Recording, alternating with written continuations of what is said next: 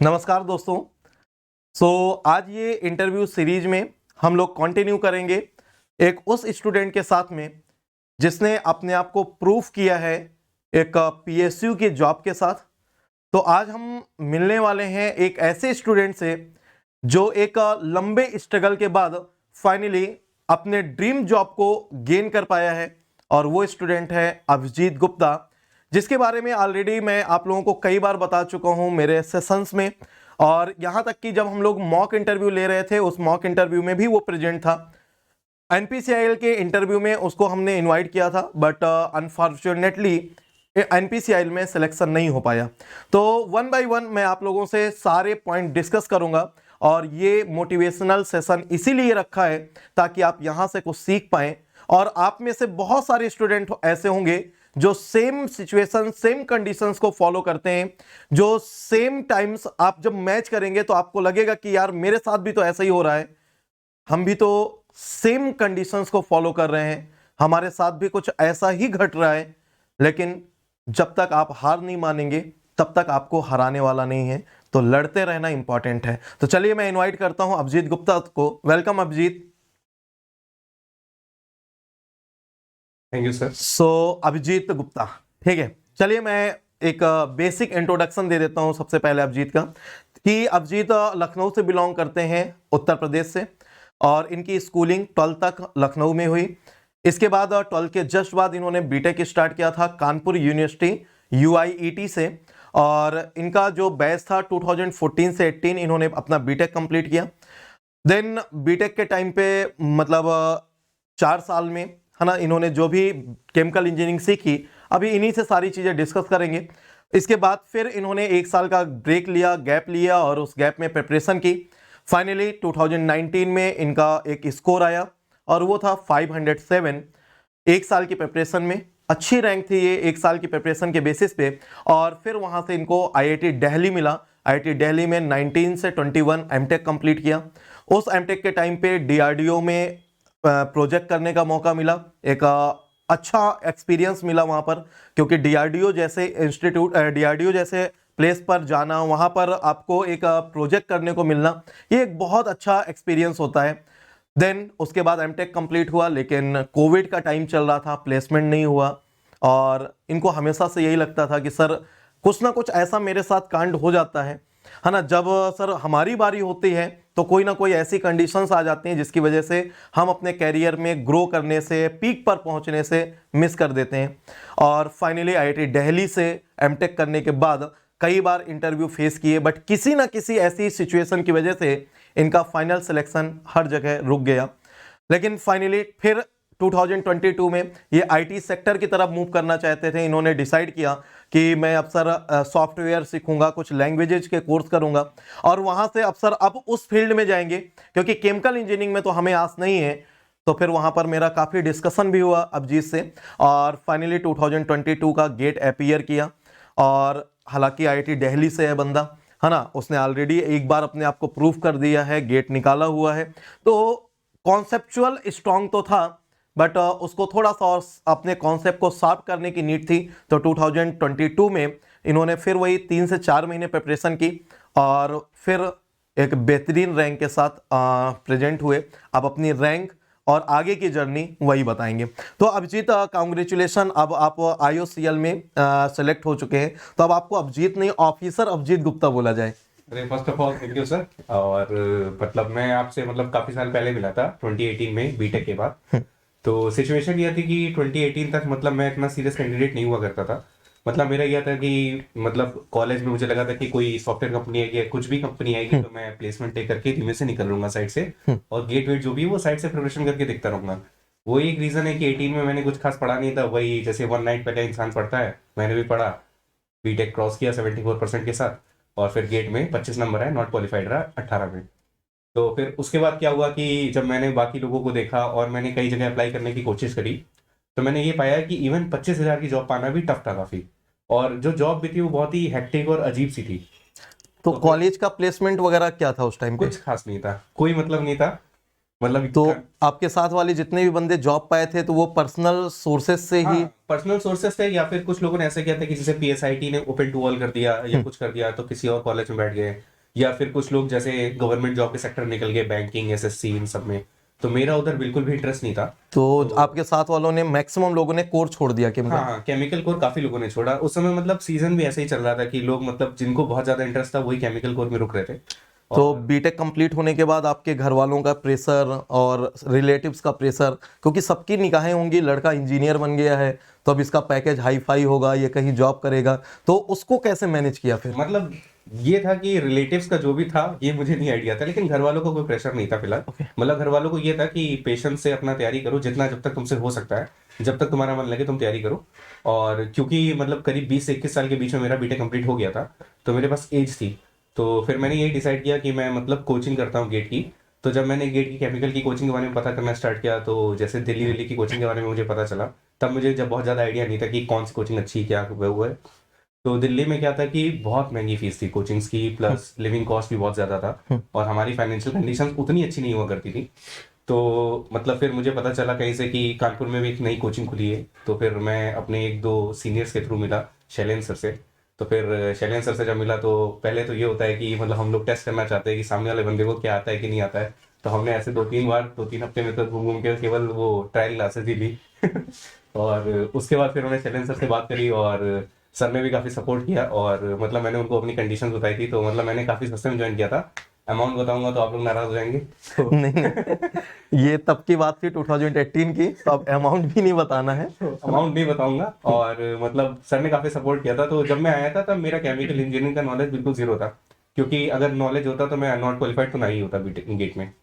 तो फिर जब सर के पास आया तो मतलब सर ने भी नया नया वहाँ पे सेटअप किया हुआ था चीज़ों का, तो बहुत सारे बच्चे नहीं हुआ करते थे, लेकिन मतलब काफ़ी बच्चे हमारे बैच के आए थे।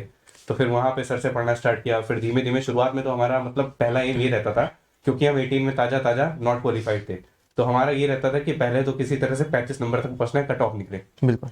ताकि ये कम से कम एमटेक सीट तो सिक्योर हो जाए। फिर उसके बाद क्या हुआ कि हमने जुलाई में कोचिंग स्टार्ट करी थी और फरवरी में पेपर था। तो जुलाई में कोचिंग स्टार्ट करी तो शुरुआत के 2-3 महीने तो मतलब बेसिक बनाने बनाने में, कॉन्फिडेंस आने आने में थोड़ा थोड़ा टाइम लगा। फिर उसके बाद फिर धीमे धीमे टेस्ट सीरीज स्टार्ट करी, तो पहले 30-35 नंबर, 40 नंबर ऐसे आए। फिर धीमे धीमे धीमे धीमे नवंबर के एंड तक मतलब कोर्स कंप्लीट होने लगा। तो फिर 4-5 सब्जेक्ट सभी के कुछ ना कुछ फेवरेट होते हैं, तो ऐसे मेरे भी थे। तो उनको मतलब और ज़्यादा अच्छा किया, और बचे हुए सब्जेक्ट को भी मतलब जैसे वो होता है ना कि कुछ में सब कुछ और सब में कुछ कुछ, तो इसी तरह का था। और मतलब मेरा ऐसा था कि मैं कोई एक्स्ट्राऑर्डिनरी बच्चा नहीं था, ना ही मैं कोई बहुत ज़्यादा होता, मैं एक नॉर्मल एवरेज सा बंदा था। और गेट की तैयारी में मतलब सीरियसली, मतलब मैंने देखो 12th तक कभी कोई कोचिंग नहीं करी है, मैं खुद से ही पढ़ा हूँ शुरुआत से। तो मैंने 12th में भी मतलब आईआईटी वाईआईटी का कोई मतलब नहीं था मेरे लिए, मैंने बस ऐसे फॉर्म भर दिया था, उसमें भी मैं नॉट क्वालिफाइड ही था। तो मतलब मेरा कभी भी कोचिंग नहीं, मेरी लाइफ का जो पहला कोचिंग था वो शैलेंद्र सर से था। तो मैं फर्स्ट टाइम ही कोचिंग की फील्ड में आया था। तो फिर मैंने सर से पढ़ा, फिर मुझे कोचिंग का माहौल भी काफ़ी अच्छा लगा। और मतलब सर का क्या था कि जो नीडी बंदे होते थे तो उनके लिए सर भी काफ़ी ज़्यादा मतलब बेनिफिट कर देते थे और सपोर्ट कर देते थे, तो वो चीज़ भी अच्छी लगती थी। और प्लस दूसरी बात क्या थी कि सर के साथ पढ़ने में मुझे कभी भी टीचर वाला फील नहीं आया, एक सीनियर वाला फील आया। मतलब हंसी मजाक भी रहती थी और कोचिंग में ट्रीट्स वगैरह भी मिल जाती थी। तो वो सब चलता रहता था। तो ऐसे ही करते करते करते मतलब फिर जब मैंने गेट लिखा 2019 का, तो आईआईटी मद्रास में मतलब मैं, मेरा ये था कि मेरे जैसे सीआरई मुझे अच्छी लगती थी, सर ने पढ़ाई थी, तो मतलब काफ़ी अच्छी भी लगती थी सीआरई उस समय, और मेरा हमने टेस्ट सीरीज में सबसे पहले उसी को अटेम्प्ट करता था। लेकिन मतलब मेरी किस्मत सर ने जैसे बताई, मैं जो चीज़ करने जाता हूँ उसका उल्टा ही होता है। तो उस बार सीआरई सबसे टफ आ गई मद्रास में, तो क्वेश्चन ही नहीं हिल रहे थे। और मैंने ये सोच करके किया था कि जैसे मास वगैरह मेरे सब्जेक्ट थे वो इतने स्ट्रांग नहीं थे in comparison to CRE, heat, PDC. तो फिर क्या हुआ कि मैंने मतलब एक ये हाल आ गया था कि जा करके मैंने मास को पूरा पूरा किया, और मास से जा करके मैंने सर्वाइव किया। फिर मेरी 507 रैंक आई थी उसमें मद्रास में। मतलब जो सोचा था उस हिसाब से उतना अच्छा नहीं हो पाया था, लेकिन उतना बुरा भी नहीं था। मतलब मेरे को ये लगा था कि 6 महीने में मैंने जिस हिसाब से मेहनत करी थी, आइडियली तो आप देखें तो मेहनत 1 साल करनी चाहिए। अगर आप 1 साल या 1.5 साल देते हैं तो आपको बिल्कुल भी बर्डन नहीं लगेगा, धीमे धीमे चीज़ें कंप्लीट भी होती रहेंगी, आपको पता भी नहीं चलेगा कि कब सिलेबस कंप्लीट हो गया। तो मेरे टाइम पे क्या था, थोड़ा सा रश था, क्योंकि मतलब एक तो मेरा गैप ईयर था, और दूसरा मतलब समय भी बहुत ज़्यादा नहीं था। जुलाई से फरवरी का आप समझ सकते हैं, फरवरी में तो स्टार्टिंग के हफ्ते में पेपर हो जाता है, तो जनवरी तक का था। और जनवरी में लास्ट टाइम पे अपना, दिसंबर जनवरी में तो टेस्ट सीरीज वगैरह चलती हैं। तो ये जर्नी रही थी एक बेसिक सी। फिर उसके बाद मेरा, मैंने ये डिसाइड किया कि आईआईटी दिल्ली में मतलब 2-3 जगह पे मैंने अप्लाई किया था। तो खड़गपुर से, कानपुर से, दिल्ली से और बीएचयू से 4 जगह मेरा सिलेक्शन हुआ था, बॉम्बे में नहीं हुआ था। तो फिर मैंने आईआईटी दिल्ली को सिलेक्ट कर लिया था। तो आपके टाइम पे ये ऐसा कुछ नहीं था कि एक ही काउंसलिंग होगी, हर का अलग अलग अप्लाई करना होता था? हाँ, अप्लाई तो मतलब फॉर्म अलग अलग निकालते थे, लेकिन कोप के थ्रू मतलब आता था। तो सबसे पहले मेरा आईआईटी कानपुर और सबसे पहले बीएचयू का आया, ओके। फिर उसके बाद आईआईटी खड़गपुर और कानपुर का आया, उसके बाद फिर दिल्ली आया। तो ऐसे स्टेप बाय स्टेप मैं मतलब लेता चल गया। 5 राउंड काउंसलिंग होती है। जो मुझे याद है उस टाइम पे हमपन का डिस्कशन भी हुआ था कि सर दिल्ली मिलेगा कि नहीं हाँ, मिलेगा। हाँ, हाँ, तो मैंने लास्ट ईयर के सिनेरियो के बेसिस पे आपको बताया भी था कि शायद दिल्ली आपको लास्ट राउंड तक तो मिल ही जाएगा। हाँ, तो 4th राउंड में मिली। 4th राउंड में मिल गया। फिर लास्ट राउंड तक मैं गया नहीं था, क्योंकि आईआईटी बॉम्बे का तो कोई चांस ही नहीं बन रहा था फिलहाल, क्योंकि आईआईटी बॉम्बे मतलब 200-300 तक खत्म हो ही जाता है बिल्कुल। पे। तो 500 तक वेट करने का कोई मतलब नहीं था, तो मैंने दिल्ली लॉक कर दिया था। और फिर उसके बाद मतलब मेरा ये था कि एमटेक अच्छे से करना है और फिर वहाँ से प्लेसमेंट लेना है, क्योंकि मेरे सीनियर थे एक विजय तिवारी, तो उन्होंने भी वहीं से मतलब हमारे कॉलेज के थे, तो उन्होंने भी दिल्ली से एमटेक किया था, हमसे एक बैच पहले के थे। तो उनसे मुझे काफ़ी अच्छा मतलब रिस्पांस मिला था कि दिल्ली में अगर आप नॉर्मली अगर प्रोजेक्ट वगैरह अच्छे से करते हैं तो आपका अच्छा खासा प्लेसमेंट लग सकता है। तो मैं इसी चक्कर में था कि चलो अच्छे से एमटेक करना है और वहीं से प्लेसमेंट लेना है, और एक आईआईटी की डिग्री भी मिल जाएगी, क्योंकि जहाँ से मैं बीटेक था वो कोई बहुत अच्छा कॉलेज नहीं, टियर 3 का कॉलेज है। तो मैंने सोचा था टियर 1 के कॉलेज की एक डिग्री मिल जाएगी और एक अच्छा प्लेसमेंट मिल जाएगा। तो मैं एमटेक को मतलब अच्छे से पढ़ने लगा। लेकिन फिर क्या हुआ कि जैसे मेरी किस्मत, उस बार कोविड आ गया। मेरी क्या मतलब सभी को ऐसा ही लगता है। तो थोड़ा कोविड आया, तो कोविड की वजह से प्लेसमेंट में बहुत डिस्टर्बेंस हुआ, चीज़ें ऐसी हो गई और क्लासेस ऑफलाइन की जगह ऑनलाइन हो गई। तो पहले तो कई महीनों तक तो पता ही नहीं चलता था, वो बोलते थे 15 दिन में कॉलेज खुलेगा, फिर 20 दिन में खुलेगा। तो ये चीज़ें भी काफ़ी डिस्टर्बेंस वाली थी। फिर एकदम से पहली बार ऐसा एनवायरनमेंट लेना कि बिना कॉलेज में मतलब बिना बच्चों के पढ़ना साथ में। तो एक आदत होती है ना कॉलेज में ग्रुप में पढ़ने की या ग्रुप में साथ में रहने की। तो बहुत सारी चीज़ों में मतलब ये भी हुआ था कि मतलब उस चीज़ का एडवांटेज नहीं मिल पाया था। और तब मतलब एकदम से नया नया ऑनलाइन में हम लोग मूव किए थे, तो एकदम से चीज़ें सेटल डाउन होना उतना आसान नहीं था उस समय। तो 2-3 जगह पे मेरा मतलब रिटर्न निकला था। आईओसीएल आरएनडी में तो मैं इंटरव्यू भी देने गया था, मेरा इंटरव्यू ठीक ठाक ही हुआ था, लेकिन सीट ही एक थी उनके पास। तो वहाँ पे मेरा सिलेक्शन नहीं हो पाया। फिर मैंने इवोनिक का दिया था, उसमें भी मेरा मतलब लास्ट राउंड में नहीं हुआ था। 4 बच्चे बचे थे तो उसमें भी मेरा नहीं हुआ था फाइनल 4 में जा करके। वो शायद स्पेशलिटी केमिकल्स की कंपनी थी, काफ़ी अच्छी कंपनी थी, जर्मनी की। तो उसका पैकेज बहुत अच्छा था, 18 लाख पैकेज था शायद। तो उसमें भी फाइनल 4 में आकर के मेरा सिलेक्शन नहीं हुआ था। तो काफ़ी सारी चीज़ें ऐसी होती गई थी कि मुझे, और फिर उस ड्यूरेशन में क्या हो रहा था कि जॉब्स इतनी कम आ रही थी पीएसयूज़ की, कि गेट में ये था कि अगर आपकी टॉप 50 में रैंक नहीं आई तो समझ लीजिए आपका कुछ होना बहुत ही मुश्किल है। श्योरिटी टॉप 50 के अंदर ही थी कहीं ना कहीं, अगर आप अच्छे से करते हैं हर चीज़ को। तो फिर मेरा ये बेसिक सा था कि मैं सोचने लगा था कि क्यों ना कैरियर कोडिंग की साइड पे बनाया जाए, क्योंकि काफ़ी लोगों से बात करी तो सीनियर भी यही बोलते थे कि कोडिंग साइड पे करियर बना लो ये वो। तो फिर मतलब इसी बात को लेकर के सर से भी डिस्कस किया था, एक दो मतलब जगह का नाम बताया था कि वो कोडिंग करवाते, 3-4 महीने का कोर्स कर लोगे। तो फिर वही मतलब ये चला था कि एक अटेम्प्ट और ले लेते हैं, क्योंकि 19 में एक अटेम्प्ट दिया था। उसके बाद मेरी एज बहुत ज़्यादा नहीं हुई थी, तो मतलब मैं 97 की मेरी। गाइस ये बात है शायद जब गेट का एग्जाम 4 महीने और बचे थे हाँ, तब की बात है। ये शायद सितंबर के आसपास की बात होगी। बस फॉर्म आया था गेट का। फॉर्म आया था तो तब इसने बोला कि सर मैं कोडिंग की तरफ मूव करता हूँ, अब मुझे उम्मीद नहीं है कि कोर में मैं कहीं जा पाऊंगा, क्योंकि ऑलरेडी कॉलेज में जब आईआईटी दिल्ली में है ना, टॉप 4 से बाहर होना, जस्ट सिलेक्शन होते होते रह जाना, वहाँ पर 2 वैकेंसी होना जिसमें से एक गर्ल्स की ही प्रेफरेंस को देना और जिसकी वजह से इसका बाहर हो जाना, तो ये एक इतनी ज़्यादा निगेटिविटी आ जाती है कि मतलब कहीं ना कहीं उम्मीदें टूट जाती हैं और उसी टूटी हुई उम्मीदों के साथ फिर आगे मूव करना बहुत टफ हो जाता है। तब मुझे याद है कि मेरी अभिजीत से बात हुई, अभिजीत ने बोला सर कोडिंग की तरफ जाता हूँ, अब सॉफ्टवेयर में हाथ आजमाता हूँ क्योंकि मुझे कोर में कुछ दिख नहीं रहा। तो मैंने बोला था कि यार इतना किया है तो अब 4 महीने थोड़ा सा और तैयारी करो, गेट 22 दे लो, उसका रिजल्ट आने दो और देन रिजल्ट आने के बाद जो रैंक होगी देन डिसाइड करेंगे कहाँ जाना है। तो अभिजीत ने माना, 3-4 महीने फिर तैयारी की और जो तैयारी की उसका रिजल्ट फाइनली। तो अभिजीत क्या रैंक थी फिर आपकी गेट 22 में? 179 रैंक आई थी। 179। दैट मीन्स अब आप समझ सकते हो कि जब एक निगेटिविटी के साथ प्रिपरेशन करना, 4 महीने की प्रिपरेशन है ना, हालांकि ये 4 मंथ की प्रिपरेशन में ये रैंक नहीं आई, इसके पीछे का जो एक आपको सपोर्ट और जो एक कॉन्सेप्ट नजर आ रहा है ये रैंक के पीछे, वो था यही कि जब इन्होंने 1 साल गेट की तैयारी की और 2 साल केमिकल इंजीनियरिंग जो आईआईटी दिल्ली से किया, तो उसमें बहुत कुछ सीखने को मिलता है। तो लाइफ में कोई भी सीखी हुई चीज वेस्ट नहीं होती है ना। आप बीटेक में जितनी चीजें नहीं सीख पाते हो उतना कहीं आप आईआईटी के 2 साल में सीखते हो जो 4 साल में आप मिस कर देते हो। तो आईआईटी पहुंचना एक अपने आप में एक कॉन्फिडेंस देता है, बट कॉन्फिडेंस मिला तो इन्हें आईआईटी दिल्ली में, लेकिन उतना ही कॉन्फिडेंस जब प्लेसमेंट नहीं हुआ तो वो ब्रेक भी हो गया। लेकिन उस 4 महीने में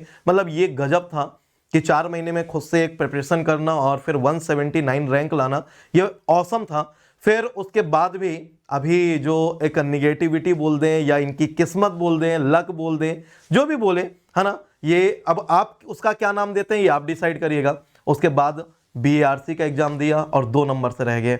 172 मार्क्स अभिजीत के थे, 174 मार्क्स कट ऑफ था।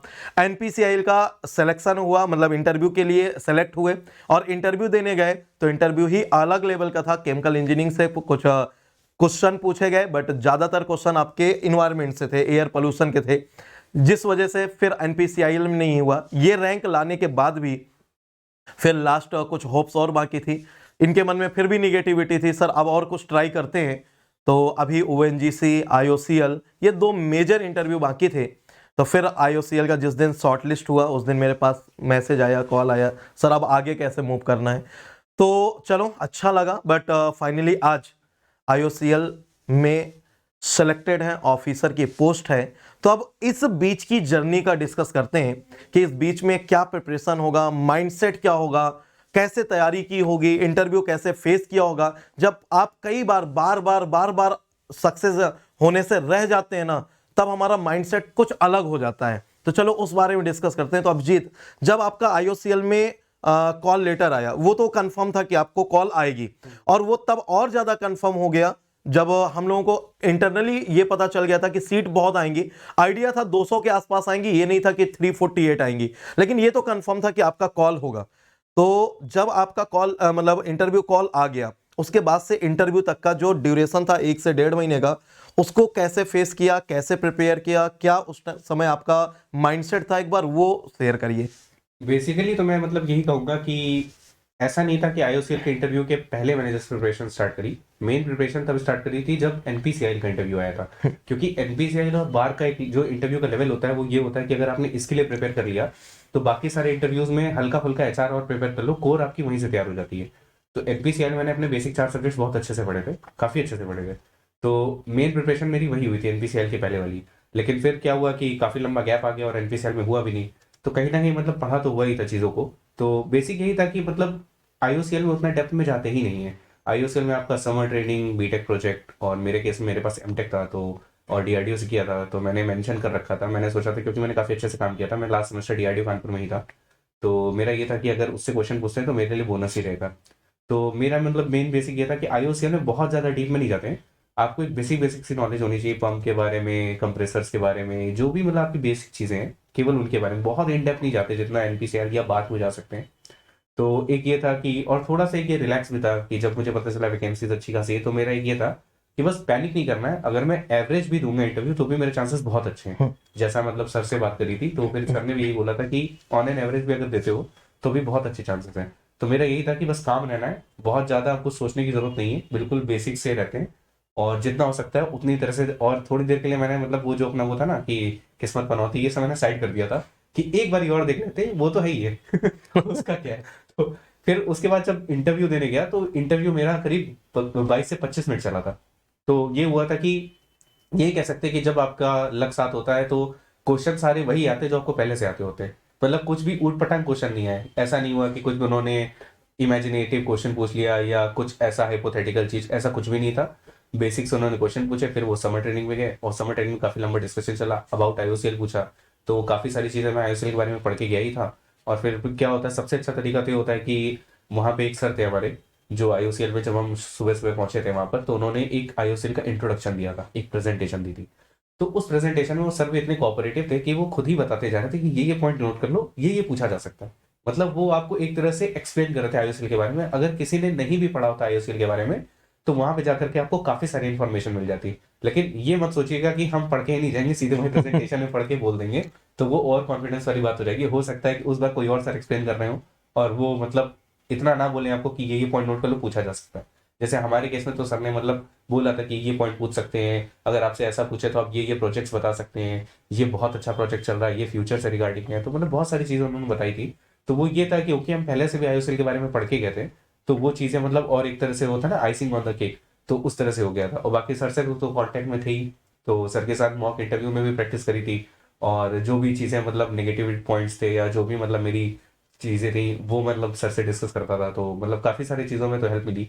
तो वही था कि एक सर के टच में था, मतलब वो अलग बात थी कि पढ़ाई 18 में की थी सर के साथ लेकिन टच में था सर के साथ टच में रहता था, कभी भी रात में कॉल या मैसेज करता था तो सर मतलब उस समय अगर बिजी भी होते थे तो बाद में मतलब रात में 2-3 बजे भी सर का मैसेज आ जाता था कि कुछ काम है क्या तो मतलब एक वो ट्यूनिंग सर के साथ बहुत अच्छी थी। मुझे लगता है आपकी भी होगी, जाहिर सी बात है, क्योंकि सर सबके साथ कंफर्टेबल रहते हैं। तो मतलब यही है अभी, मतलब अभी तो क्या काफी रिलैक्स लग रहा है। पहले सोचा था कि मतलब पता नहीं होगा कि नहीं होगा, मतलब कोविड के बाद से तो मतलब काफी शैटर हुआ था, क्योंकि पहले इतना कॉन्फिडेंस नहीं था खुद के ऊपर शुरुआत में, क्योंकि पहले मैं बहुत ही अंडर कॉन्फिडेंट था और इंट्रोवर्ट भी था थोड़ा सा। लेकिन क्या हुआ कि मतलब धीमे धीमे बीटेक के बाद भी थोड़ा इतना नहीं था, एमटेक में गया, वहाँ पे आईटी दिल्ली में बहुत सारी प्रेजेंटेशन होती हैं, प्रोजेक्ट होता है, ये होता है वो तो धीमे धीमे मतलब आप उस पीयर ग्रुप में रहते हो कि चीजें आपकी मतलब खुलने लगती हैं, तो फिर मतलब एक बात में कॉन्फिडेंस, अभी जैसे मैं आपसे बात कर पा रहा हूँ, पहले ऐसा नहीं था, पहले बहुत शाई था। तो ये सब चीज़ें भी इंप्रूव हुई, इंटरव्यू में भी इंप्रूव हुई, मतलब वहाँ पे सबको फेस करना, आई कॉन्टैक्ट बनाना, तो ये सब चीज़ें भी आपकी एक पर्सनैलिटी भी जज की जाती है। वहाँ पे एक पैनल में एक मेंबर ऐसा जरूर होता है जो सिर्फ आपके बॉडी लैंग्वेज को देख रहा होता है। बिल्कुल। तो कई बार क्या होता है कि आपको आंसर नहीं भी पता है, फिर भी अगर आप थोड़ा सा मतलब एक पॉजिटिव मैनर में उसको सॉरी भी पॉजिटिव मैनर में बोल रहे हैं तो उसका एक अलग इंपैक्ट जाता है कि कोई बात नहीं, अगला क्वेश्चन पूछते हैं। तो इस तरह की चीज़ें थी, तो मतलब बेसिक तो क्लियर रखना ही रखना है। और बाकी वही है कि फिर बाद में जब इंटरव्यू मेरा हो गया था तो कहीं ना कहीं मुझे लगा था कि इंटरव्यू काफ़ी अच्छा हुआ है, सिलेक्शन हो जाएगा। तो फाइनली जब रिजल्ट आया तो फिर मतलब खुशी हुई, फिर सर को बताया भी था कि हाँ सर हो गया तो यहाँ से आप लोगों को बहुत कुछ सीखने की नीड है ना। ये याद रखिएगा कि अनलक कुछ नहीं होता, ये सिर्फ और सिर्फ डिपेंड करता है कि आप कितना पॉजिटिव वे में आगे मूव कर रहे हैं। जैसा कि अभिजीत ने बोला कि उस दिन मैंने साइड रख दिया ये सब अनलक को, और फिर एक पॉजिटिविटी के साथ मूव किया। क्वेश्चन भी मुझसे वही पूछे गए जो मुझे आते थे। मुझे लगता है ये नज़रिया नहीं था, नज़रिया ये था कि आपको वो आता था, ठीक है, आप उतना प्रिपरेशन करके गए थे, आपसे क्वेश्चन वो पूछे गए, अरे आपने वो प्रिपरेशन ही नहीं की होती तो वो क्वेश्चन नहीं आते होते, फिर यही होता कि सर ये मेरा अनलक था। तो ऐसा नहीं होता कुछ भी, आप जितना कुछ सीखते हैं, जितना कुछ पढ़ते हैं, ये आज नहीं तो कल आपके कहीं ना कहीं किसी ना किसी स्टेप में काम जरूर आता है। तो सीखना इंपॉर्टेंट है। और मैं हमेशा बोलता हूँ, केमिकल इंजीनियर्स हो आप केमी वॉरियर्स हो, आप कभी हारते नहीं हो, आप जीतते हो या सीखते हो। और इन्होंने कॉन्टिन्यूसली 2018 से सीखना स्टार्ट किया, और सीखने के बाद फिर जीतना, और जीते आज।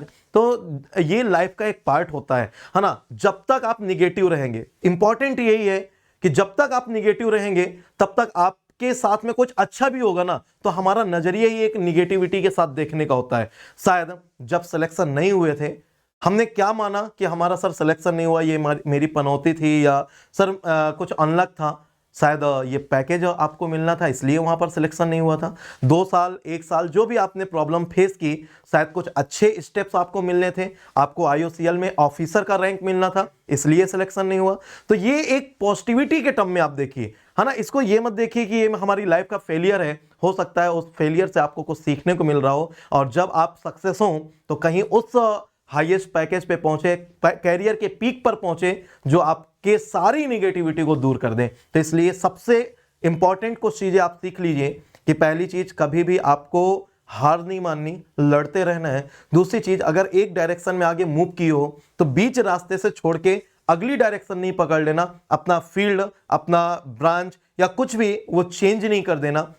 और तीसरा, निगेटिव होके नहीं करना, मूव करना है पॉजिटिविटी के साथ, और हमेशा अच्छा होगा। अगर आप 4 जगह 6 जगह 10 जगह भी फेल होते हो ना, तो 11वीं जगह 12वीं जगह मौका जरूर मिलेगा जब आपको पास होने को मिलेगा। बस हर फेलियर से कुछ सीखिएगा। सेम फेलियर की वजह दोबारा वजह नहीं बननी चाहिए आपके फेल होने की, बस इतना ही मैं बोलूंगा। तो चलिए, कुछ आप लोगों के लिए, जो बहुत सारे स्टूडेंट्स के मन में कुछ क्वेश्चंस होते हैं, तो आपके क्वेश्चंस मैं अभिजीत से पूछ लेता हूं। तो पहला क्वेश्चन तो ये कि अभिजीत, एक ऑप्टिमम टाइम ड्यूरेशन बताइए गेट की प्रिपरेशन के लिए, पीएसयू के निकालने के लिए कितना होना चाहिए, कितने टाइम में एक बच्चा 0 से स्टार्ट करे तो आईओसीएल तक पहुंच सकता है, कितना टाइम उसे गेट की प्रिपरेशन करनी चाहिए? नहीं, पहुंचने को तो मतलब कुछ लोग 3 महीने पहुंच जाते हैं, लेकिन अगर आप बात करेंगे एक बेसिक, तो मुझे लगता है 1 ईयर के अप्रॉक्स तो लगना ही लगना है। अगर आप मतलब डिटेल में पढ़ना चाहेंगे तो 1 ईयर, और अगर उससे पहले 2-3 महीने और आप अगर टच में आ जाए हल्का फुल्का। कई बार क्या होता है कि जैसे 3rd ईयर के आसपास अगर आप टच में आने लगे, ये नहीं होता है कि एकदम से आप रश कर दीजिए। कई बार क्या होता है हम एकदम से रश कर देते हैं चीज़ों पर, उसके बाद फिर हम एकदम से डिमोटिवेटेड हो जाते हैं या ओवर कॉन्फिडेंस हो जाते हैं कि अरे हमारा तो कंप्लीट हो गया। तो ऐसे नहीं करना है। बेसिक बेसिक लेना है, पहले 2-2 या 3-3 घंटे देना है, उसको टच में आना है, पैटर्न समझने हैं। अगर आप अच्छे से पैटर्न ही और सिलेबस ही समझ ले गेट का, तो वो भी समझने में आपको 2 से 3 महीने लगता है। वो बहुत इंपॉर्टेंट है कि आप उसका सिलेबस समझे, पैटर्न समझे, आप देखें कि क्या चीज़ें चेंजेस आ रहे हैं। क्योंकि अब क्या हो गया कि गेट का एग्जाम जैसा मैंने देखा, मैंने 19 में अपियर किया था सीरियसली, उसके बाद मैंने 2022 में अपियर किया, तो मैंने ये देखा कि 2021 वाला जो पेपर था वो प्रीवियस ईयर से तो कोई मतलब था ही नहीं। तो 2022 में भी कहीं ना कहीं मुझे ऐसा डाउट लग रहा था कि हो सकता है प्रीवियस ईयर पे बहुत ज्यादा फोकस ना हो। तो प्रीवियस ईयर क्वेश्चन को आप एज अ लर्निंग लीजिए, ये मत सोचिए कि आधा पेपर तो इसी की तरह या इसी के कंपैरिजन में आने वाला है या कुछ ऐसा। टफनेस लेवल कुछ भी हो सकता है। और अब तो क्या हो रहा है, जो नए टॉपिक्स ऐड हुए हैं, अब थोड़ा थोड़ा उनका शिफ्टिंग उस तरफ भी हो रहा है। तो अगर आप एक साल प्रॉपर देंगे तो अभी, क्योंकि कुछ टॉपिक ज्यादा ऐड हुए हैं, तो अभी आपको पता नहीं है कि गेट किस लेवल तक जाएगा उन टॉपिक्स पे। क्योंकि जो पुराने टॉपिक्स है, जैसे डिस्लेशन कॉलम हो गया या हमारा पंप्स था या जो भी था, तो उसमें क्या था कि हमने कहीं ना कहीं पिछले साल के हमको कुछ 8-10 क्वेश्चन मिल जाते थे। अगर हम पूरा 1990 से देखें तो हमको एक डेप्थ पता थी कि इस टॉपिक तक, एनपीएसएस तक जाते थे या हमारे एफिशिएंसी तक गए, इधर गए, तो हमको पता रहता था कि कहाँ कहाँ तक जा रहे हैं। तो अभी जो नए टॉपिक ऐड हुए हैं, जैसे फिन ऐड हुआ है, मेम्ब्रेन सेपरेशन ऐड हुआ है, तो अभी केवल 1 या 2 साल से ऐड हुआ है। तो उसमें 1 या 2 क्वेश्चन में आप नहीं जज कर सकते कि वो कहाँ तक जाने वाले हैं। तो इसीलिए मतलब मेरे को लगता है कि कम से कम 1 साल आपको प्रिपरेशन करना चाहिए, ताकि आप हर चीज को इन डेप्थ पढ़ सकें। तो आपको ये रहेगा कि सब में कुछ कुछ आएगा, और कुछ चीजें जो मतलब नहीं ऐड हुई उसमें मतलब कुछ कुछ तो आना ही चाहिए। तो इस तरह के लिए आपको थोड़ा टाइम तो चाहिए और पेशेंस चाहिए, आराम आराम से प्रिपरेशन करने का। अच्छा, टोटल 12 सब्जेक्ट होते हैं हमारे गेट के लिए, तो आपका सारे सब्जेक्ट पर इक्वल फोकस रहा, या आपका क्या नज़रिया था किसी पर्टिकुलर सब्जेक्ट को लेने का? मतलब बेसिकली ये हुआ था कि पहले तो मतलब मार्किंग स्कीम ही देखी थी, तो देखा था मैथमेटिक्स ही 12-13 नंबर का आता है, अभी तो 15 नंबर का आने लगा है। 13 नंबर। हाँ, 13 नंबर का। एप्टीट्यूड 15 15। नंबर का आता है। उसके बाद हमारी मास ट्रांसफर 10 से 12 नंबर की आई जाती है, सीआरई 10 से 12 नंबर की आई जाती है, कभी कभी और ज्यादा भी पहुंच जाती है। तो बेसिकली मैंने देखा, और आईपीसी भी 8 या 10 नंबर की, और हीट ट्रांसफर 6-8 नंबर का, और फ्लूइड मैकेनिक्स 6-8 नंबर का, ऐसे रहता था। तो मैंने मतलब ये देखा कि जो मेजर आपके पोर्शन है वो 4 सब्जेक्ट अगर आप कर ले, मैथ्स, एफटी, सीआरई और मास ट्रांसफर, तो ये करीब करीब आपका मोटा मोटा 50 नंबर के अप्रॉक्स आपका हो सेव जाएगा। कर देता था। तो 18 के टाइम पे मतलब मैंने यही स्ट्रेटेजी बनाई थी कि ये 4 सब्जेक्ट को बहुत अच्छे से करना है, और फ्लूइड मैकेनिक्स और हीट ट्रांसफर भी थोड़ा इजी लगता था तो उसको करना है। और बाकी जो सीटी वगैरह था, ये मैंने सोचा था कि साइड से लास्ट में रटूंगा। तो वो 19 में मेरी मिस्टेक हुई थी कि वो सीटी का लास्ट मेरा कभी आया ही नहीं था। तो ये मैं बोलूंगा कि सीटी को थोड़ा मतलब 2 या 3 महीने पहले से आप रटना स्टार्ट कर दीजिए। रटना क्या मतलब, प्रीवियस ईयर क्वेश्चन ही लगाना चालू कर दीजिए। अगर प्रीवियस ईयर क्वेश्चन भी आप सारे लगा लेंगे, उसके बारे में थोड़ा थोड़ा पढ़ लेंगे, तो मान करके चलिए अप्रोक्सीमेटली सारी सीटी आपको कवर ऐसे ही हो जाएगी। क्योंकि कोई ना कोई इंडस्ट्री कहीं ना कहीं से रिलेटेड आपस में होती ही होती है। तो वो भी चीज़ रहता है। और दूसरी चीज़ मैं ये बोलूंगा कि जब आप सब्जेक्ट प्रिपेयर करते हैं और जब आप टेस्ट देते हैं, तो सब्जेक्ट प्रिपेयर करते समय आपका फेवरेट जैसा कुछ होता है, लेकिन टेस्ट देते समय आपका फोकस होना चाहिए मार्क्स कैसे लाना है। वहां पर आपका फेवरेट जैसा कुछ नहीं होना चाहिए, क्योंकि आपको देखना है कई बार क्या होता है कि आपके फेवरेट सब्जेक्ट में टफ क्वेश्चन आ गया, या बहुत ऐसा एकदम नया सा क्वेश्चन आ गया, अब आपने उसको ईगो पे ले लिया, नहीं नहीं ये तो मेरे को करना ही है, इसका क्वेश्चन तो मैं हर बार ही करता हूँ। तो वो चीज़ नहीं करनी है। जैसे मेरे टाइम पे क्या हुआ था कि 19 के टाइम पे सीआरई मुझे बहुत अच्छा लगता था, लेकिन सीआरई काफी ज्यादा हाई लेवल की आ गई थी, और बिल्कुल नए नए से क्वेश्चन आ गए थे कि उसमें कुछ क्वेश्चन तो ऐसे आए थे जो मतलब मुझे पता था अगर इसको करूंगा तो हो सकता हो भी जाए, लेकिन 12-13 मिनट लग जाएंगे इस क्वेश्चन को करने में। तो वहां पे वो चीजें छोड़नी पड़ी, और फिर उन सब्जेक्ट को पहले उठाना पड़ा जिन सब्जेक्ट में इतना कॉन्फिडेंस नहीं था। लेकिन ये होता है कि जब आपसे जो क्वेश्चन जहां पे लग रहा है आप लगाते चलिए, आप ये मत सोचिए कि ये मेरा फेवरेट है या ये मेरा फेवरेट नहीं। वहां पे फोकस आपको क्या है, 1 नंबर का क्वेश्चन या 2 नंबर क्वेश्चन, कौन आप पहले जल्दी कर सकते हैं। तो आपको बस नंबर ऑफ क्वेश्चन पे जाना है। क्या फर्क पड़ता है आपके एफटी में मार्क्स आए हो या आपके किसी सब्जेक्ट में मार्क्स आए, फाइनल रिजल्ट तो सबको मिला के आना है। तो वहां पर फेवरेट जैसा या ईगो जैसा नहीं होना चाहिए। हाँ, फेवरेट सब्जेक्ट का पहले उसको देख लो क्वेश्चन, लेकिन अगर नहीं लग रहा है ना, तो उसको ईगो पे नहीं लेना कि फेवरेट है तो मेरा होना ही है। एक बार रीड किया, 2 बार रीड किया, फिर आप उसको लीव कर दो, लास्ट में आना अगर मन करे तो। अभी मत आओ उस पर, मतलब पीछे मत पड़ो, वरना 1-2 क्वेश्चन ना माइंड सेट डिस्टर्ब कर देता है। तो ये चीजें थी। और अभिजीत, सबसे ज़्यादा प्रॉब्लम बच्चों को होती है कि टेस्ट सीरीज कब से स्टार्ट करें, और कौन सी टेस्ट सीरीज के साथ मतलब हम पहले सब्जेक्ट वाइज दें कि फुल लेंथ दें, या फुल लेंथ कब स्टार्ट करें, subject wise, mix subject wise कब करें, एडवांस सब्जेक्ट के कब करें। तो ये एक बहुत बड़ा प्रॉब्लम होता है। तो बस एक लाइन में आप मुझे आंसर दीजिए कि कौन सा मंथ बेस्ट होता है, सुटेबल होता है टेस्ट सीरीज स्टार्ट करने के लिए। मुझे लगता है सितंबर अक्टूबर के आसपास आप टेस्ट सीरीज स्टार्ट कर सकते हैं सब्जेक्ट वाइज। और फुल लेंथ टेस्ट के लिए आपको, मुझे लगता है अगर आप ऐसे सोचेंगे ना फुल लेंथ कब देना, तो कभी प्रिपरेशन नहीं होगा, आपका गेट एग्जाम आ जाएगा, आप प्रिपेयर नहीं कर पाओगे। तो मेरे समझ से आपको नवंबर के स्टार्ट से, या नवंबर के मतलब स्टार्ट से या मिड वे नवंबर से आपको स्टार्ट कर देना है। और फरवरी के फर्स्ट वीक में अगर पेपर होता है तो जनवरी के 20 जनवरी के आसपास तक आपको देना है। तो ये मतलब एक आपको कह सकते हो ऑप्टिमम टाइम है टेस्ट सीरीज देने का। उसमें आप 25 से 30 टेस्ट फुल लेंथ जरूर अपेयर करिए। हो सकता है शुरुआत के मतलब 10-12 टेस्ट में आपके नंबर बहुत कम है, लेकिन वो 10-12 टेस्ट देने के बाद ही आपको मतलब बहुत सारी चीजें पता चलेंगी। क्योंकि वो जो पहले 10-12 टेस्ट होंगे ना, वो आप कितनी भी प्रिपरेशन के बाद दे लो, वो गलतियां आपकी होनी ही होनी। तो वो गलतियां आपको जितनी जल्दी आपके बारे में पता चलेंगी ना, उतनी जल्दी आप उनको रेक्टिफाई करोगे। और ज्यादा बहुत ज्यादा सीखने से कुछ नहीं होता, आपको जितनी कम अपनी मिस्टेक कर सकते हो उतना ज्यादा आप और अच्छे से उसको ऑप्टिमाइज कर सकते हो। क्योंकि एक पेपर जो इस समय गेट का आ रहा है वो ऐसी लिमिट में आ रहा है कि आप बहुत ज्यादा ओवरशूट नहीं कर पाओगे। और इस बार तो पेपर भी कानपुर बना रहा है, तो मुझे नहीं लगता कि आप ओवरशूट करने वो देगा। रुड़की वाला हाल नहीं होना कि 94 या 91 मार्क्स आ रहा है। बहुत ज्यादा आपका 65-60 ऐसे ही मार्क्स आने वाला है। तो आप ऐसा कोशिश करिए कि मतलब जितना आपको हो सके आप टेस्ट दीजिए और इस ड्यूरेशन में दीजिए। और उसके बाद आप उसकी जो भी आपने मतलब मिस्टेक कॉपी या जो भी आपको मिस्टेक लगती है, हर टेस्ट के बाद आप ट्राई करिए कि सेम मिस्टेक मत कीजिए। कोई नई मिस्टेक करिए, वो एक्सेप्टेबल है, लेकिन सेम मिस्टेक नहीं करनी। और ये आपको कब पता चलेगा, जब आप मतलब टेस्ट देना स्टार्ट करेंगे। और मतलब एक बात का बिलीव रखिए कि आपको कभी ऐसा नहीं लगेगा कि आपका सब कुछ प्रिपेयर है, वो कभी लगता ही नहीं है। तो ये मत करिएगा कि टेस्ट सीरीज आज निकल दूंगा, कल नहीं परसों दूंगा, तो फिर वो आपका ना मुश्किल से आप 8-10 टेस्ट दोगे।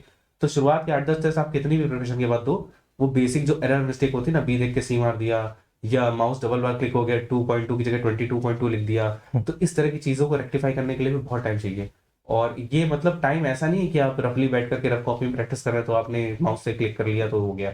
ये टेस्ट देकर रियल टाइम में ही आपको पता चलेगा कि उस समय माइंड कैसा काम करता है। अभिजीत, आपके according minimum number of full length test कितने होने चाहिए? एक नंबर बताइए बस, मिनिमम। मुझे लगता है 25 तो देने चाहिए। मिनिमम 25। मिनिमम 25 देने चाहिए। तो गाइज, अगर अभी भी आप लोगों ने स्टार्ट नहीं किया तो एज सून एज पॉसिबल आप फुल लेंथ टेस्ट स्टार्ट करिए। क्योंकि जनवरी में अगर आप पर डे एक टेस्ट दे रहे हो, तब 31 डे होते हैं जनवरी में, तब आप जाके कहीं ना कहीं 1-2 गैप हो जाएंगे, तब 25 टेस्ट अटेम्प्ट कर पाओगे। तो मेरा मानना यही है कि बेटा जनवरी के हर वीक में कम से कम 5 या 6 फुल लेंथ जरूर दीजिए, 5 या 6 जरूर दीजिए। और अभिजीत ने बोला है 25, बट मेरे अकॉर्डिंग अगर आप एक आइडियल कंडीशन के साथ मूव करना चाहते हो तो कम से कम 40 के आसपास फुल लेंथ टेस्ट आपको देना चाहिए।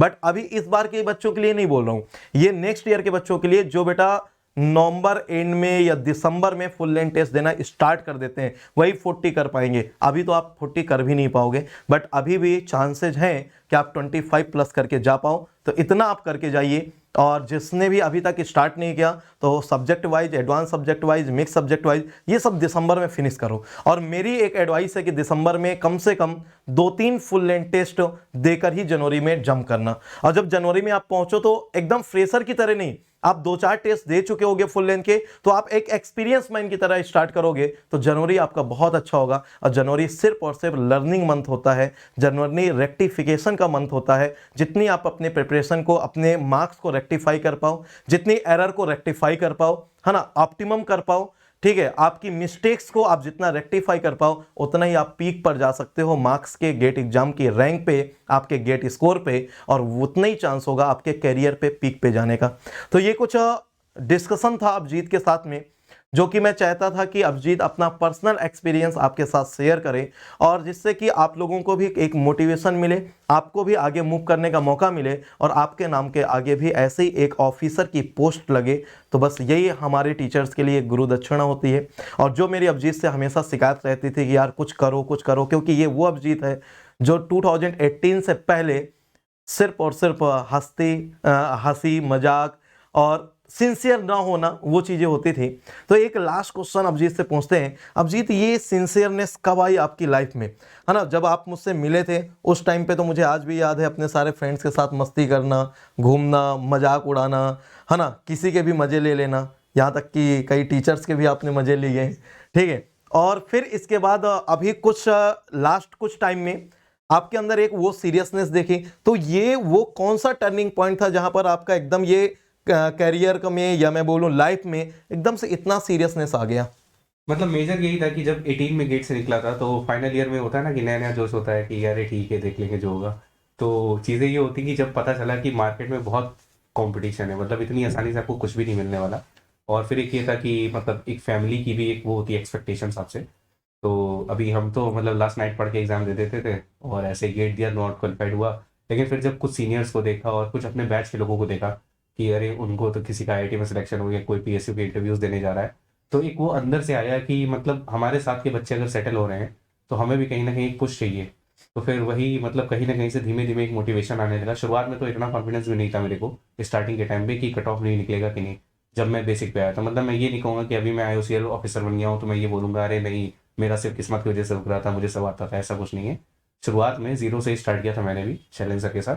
और शुरुआत के 2-3 महीने काफ़ी टफ भी थे, मतलब पहले नंबर नहीं आते थे, कुछ भी समझ में नहीं आता था। लेकिन वही होता है, एक ट्रांजिशन पीरियड आपको एक निकालना होता है। तो वो ट्रांजिशन पीरियड आपको पेशेंस के साथ निकालना है। कई बार क्या होता है, शुरुआत के 1-2 महीने में आपको ऐसा लगता है कि चीज़ें उतनी अच्छे से नहीं आ रही, कोई बात नहीं, आप कंटिन्यू करिए। वो एक बेस जब बनता है ना, फिर वो जब चीज़ें वो पुरानी वाली कनेक्ट होती हैं आपस में जाकर के, तो फिर वो जो आपका एक रिदम बनता है, फिर वहीं से आपको मोटिवेशन भी आता है और वहीं से आप अपने हिसाब से स्ट्रेटेजीज बनाते हैं। मेरा मानना ये है कि कभी भी किसी और की स्ट्रेटेजी को फॉलो मत करिए। आप सबकी स्ट्रेटेजीज को सुनिए, 4-5 स्ट्रेटेजीज को सुनिए और अपने टाइम टेबल बनाइए, उस हिसाब से आप देखिए। कभी भी ऐसा नहीं होता कि आपने कोई एक चीज़ बनाई वो परफेक्टली फॉलो होगी, वो कभी नहीं होता। मैंने भी मतलब 2500 टाइम टेबल बनाए होंगे, कभी सुबह पढ़ूंगा, कभी दोपहर पढ़ूंगा। अच्छा अभी 7:15 से पढ़ना था, नहीं अब तो 7:20 हो गया, तो अब 7:30 या 8 बजे से पढ़ूंगा। तो इससे मतलब नहीं है। अपने हिसाब से अपनी स्ट्रेटेजी बनाइए और मतलब 3-4 दिन उसको ट्राई करके देखिए। इसीलिए मैं बोल रहा हूँ कि कम से कम 1 साल का टाइम लीजिए, क्योंकि शुरुआत के जो 2-3 महीने होते हैं वो ट्रांजिशन होता है, उसमें आप सीख भी रहे होते हो, साथ ही साथ आपको पता करना होता है कि आपके लिए क्या फॉलो करेगा। तो हो सकता है मेरे लिए जो स्ट्रेटेजी फॉलो करिए वो आपको ना करे, लेकिन बेसिक यही है कि आप अपनी एक खुद की स्ट्रेटेजी बनाइए और देखिए आप किस चीज़ में परफेक्टली फाइन है।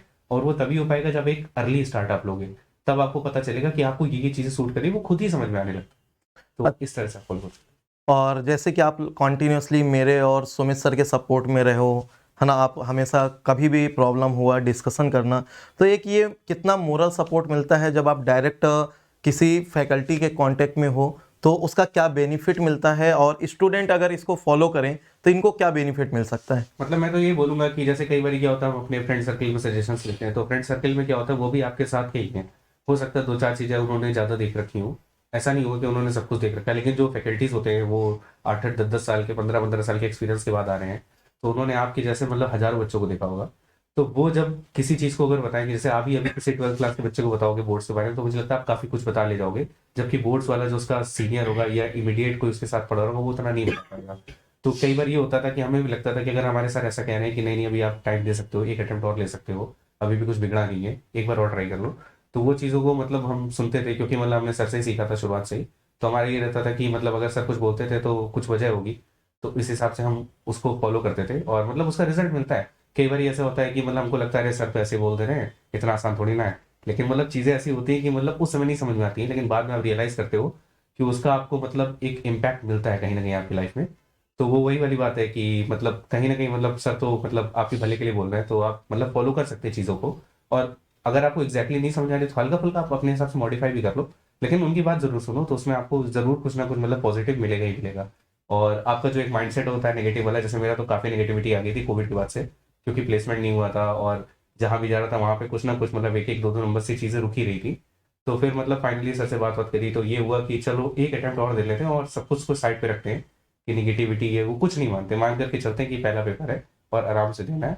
तो वही दिया पहले के हिसाब से।